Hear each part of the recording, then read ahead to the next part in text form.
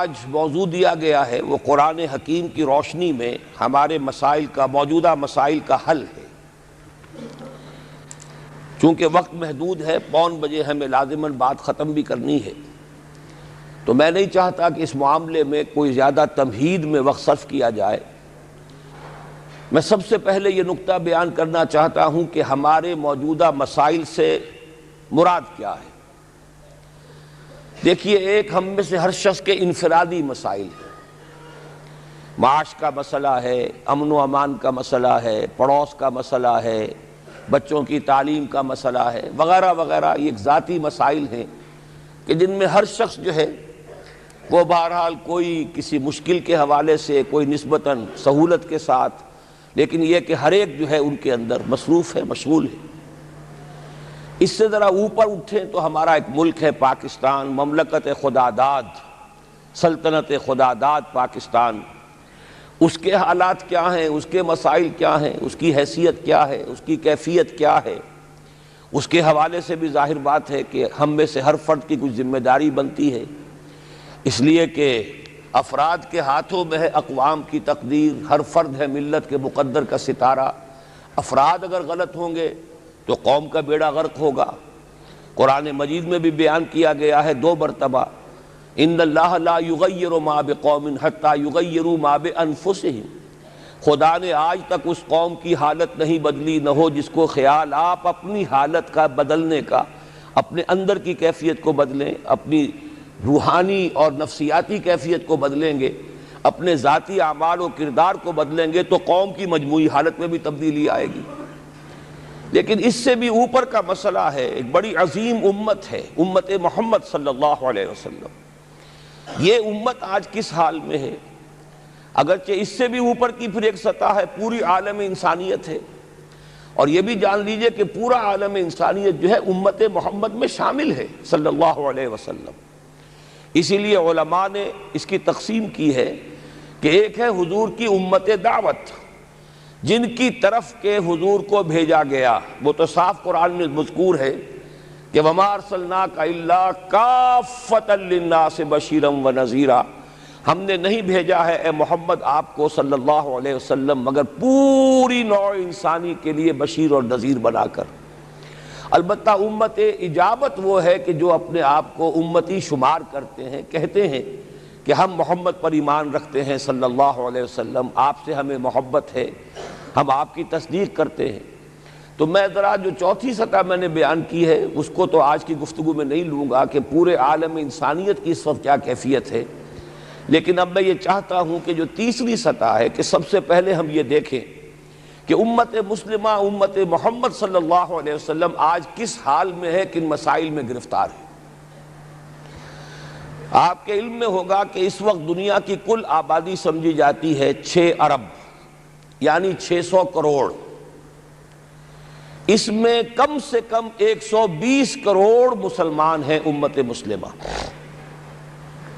گویا کہ ہر 5واں انسان جو ہے دنیا میں وہ حضور صلی اللہ علیہ وسلم کا کلمہ پڑھتا ہے۔ اتنی بڑی تعداد، اس کے ساتھ ہی کتنا بڑا علاقہ جو ہے اس زمین کا وہ اللہ تعالیٰ نے اس امت کے قدموں تلے رکھا ہے۔ اگر آپ نے نقشہ دیکھا ہو دنیا کا تو آپ کو معلوم ہونا چاہیے کہ شمال میں جو بہت بڑا یہ نظر آتا ہے سائبیریا اور روس کا علاقہ، یہ سب غیر آباد ہے۔ اس طرح شمالی امریکہ میں بھی کینیڈا سے اوپر بڑے بڑے آپ کو بر اعظم سے نظر آئیں گے، یہ سب غیر آباد ہیں۔ جو آباد علاقہ ہے دنیا کا اور جو زرخیز علاقہ ہے دنیا کا، اس کا کتنا بڑا حصہ ہے کہ جو امت محمد صلی اللہ علیہ وسلم کے قدموں تلے۔ انڈونیشیا، ملائیشیا سے چلے آئیے، اس کے بعد مسلسل چاہے کہیں مسلمان اقلیت میں تھوڑے بہت ہیں، لیکن پھر بنگلہ دیش آتا ہے، بڑی عظیم اکثریت کا ملک ہے۔ پھر بھارت میں اگرچہ اقلیت میں ہے لیکن 20 کروڑ مسلمان بھارت میں اس وقت ہے۔ پھر جو پاکستان سے شروع ہوا سلسلہ، افغانستان، ایران، چلتے جائیے ادھر ترکستان، چینی ترکستان، روسی ترکستان، پھر آگے چلیے عالم عرب، افریقہ کا پورا شمالی علاقہ، افریقہ کا تقریباً سارا وسطی علاقہ، یہ سب کیا ہے؟ کتنا بڑا رقبہ ہے، اور ہر طرح کی نعمت اللہ نے دی ہے۔ اس میں نباتات بھی ہیں، اس میں معدنیات بھی ہیں، اور سب سے بڑھ کر آج کی دنیا میں جو اہم ترین شے ہے کہ پیٹرول جو ہے، تیل جو ہے، اس کے سب سے بڑے ذخائر وہ ہیں کہ جو مسلمانوں کے قدمے تلے ہیں۔ اتنی تعداد میں ہونے کے باوجود، اتنے وسائل کے پر بظاہر قابض ہونے کے باوجود، سوال یہ ہے کہ کیا آج دنیا میں امت مسلمہ کو عزت حاصل ہے یا یہ ذلیل ہے؟ اسے غلبہ حاصل ہے یا مغلوب ہے؟ اسے کوئی دنیا میں وقار حاصل ہے یا یہ بالکل بے وقار ہو کر رہ گئی؟ یہ بات ہے جو ہمارے سمجھنے کی ہے آج کیوں ذلیل کہ کل تک نہ تھی پسند گستاخی فرشتہ ہماری جناب میں۔ اس وقت صورت یہ ہو چکی ہے، آپ کو معلوم ہے کہ ہر جگہ پر پسماندگی کا نشان مسلمان ہیں۔ ہمارے سارے وسائل پر دوسروں کا قبضہ ہے۔ ایک ہی شے رہ گئی تھی، تیل، خلیج کا تیل، اس پر بھی آ کر امریکہ کی فوجیں ان کے سر پر بیٹھ گئی ہیں۔ سارا کا سارا تیل اب ان کے قبضے میں ہے۔ ادھر خلیج کے دہانے کے دونوں طرف وہ اپنے مورچے بنا رہے ہیں تاکہ یہاں کسی کا داخلہ نہ ہو سکے۔ بڑے بڑے جتنے لوگ ہمارے ہیں ان سب کی دولت ان کے پاس ہے۔ کہنے کو تو سلطان آف برونائی دنیا کا امیر ترین آدمی ہے، لیکن دولت ہے کہاں اس کی؟ انویسٹڈ تو وہی ہے، اسی کے بینکوں میں ہے، انہی کی کمپنیوں میں ہے، کسی کے پاس کچھ نہیں ہے۔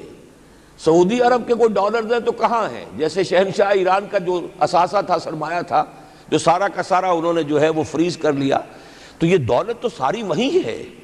کہنے کو ہے کہ آپ کے اکاؤنٹ میں اتنا روپیہ ہے، لیکن سوال یہ ہے کہ وہ اکاؤنٹ فی الواقع کس کے قبضے میں ہے؟ پھر آپ کو معلوم ہے کس طریقے سے مسلمانوں کے ساتھ سلوک ہو رہا ہے۔ ہر جگہ پر جہاں چاہیں، جس طرح چاہیں انہیں ستا لیں۔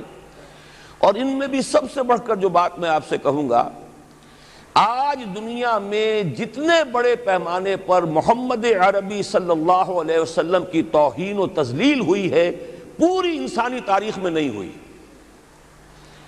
رشدی نے کتاب لکھی، بدترین حملے کیے۔ کیا رنگیلا رسول کتاب تھی جو لکھی تھی کسی ہندو نے، جس کو کہ ایک مسلمان نے پھر خنجر گھونپ کر اور ہلاک کر دیا تھا، وہ تو کچھ بھی نہیں تھی۔